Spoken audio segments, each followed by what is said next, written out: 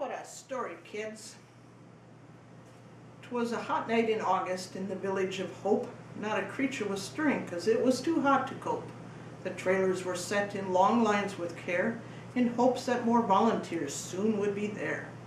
The crews were all nestled all snug in bunk beds, while chapters of Rum Doodle oft were being read.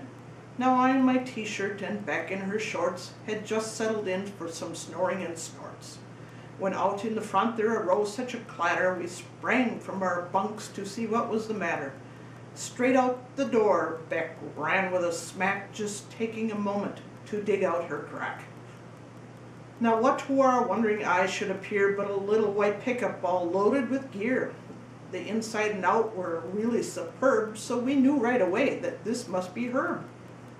As we set out our chairs in the only shade we found, out of the truck he came with a bound. He was dressed all in bibs from his head to his foot, for he knew that they soon would be covered with sawdust and soot.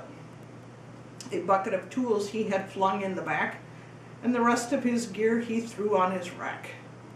Then came the question, "Are you ready for sup?" To which he replied with his usual, "Yep." For rapid recovery, the work orders they came, and they whistled and shouted and called us by name. While Dick and Herb stood in line for a tool, us girls wished we had 2 more jeans in our pool.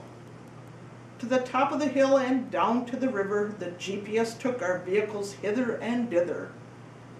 And it was not till the houses we finally did find that someone realized that we'd left Hook behind. She spoke not a word as she pouted in fits, and soon she managed to break all the bits.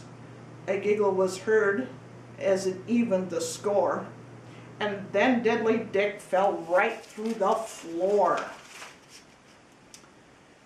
And we surely can't forget about our good old Sherry. She always made our days and nights so merry, as we sang, "I've got the love of Jesus," with harmonious care. You truly could hear her as she shouted out, "Where?" Last there was Ruth with her double D dust masks. She was a real trooper when it came to awful tasks. But we heard her exclaim as we all tried to hug her, "Oh, lurch, you dirty old bugger!"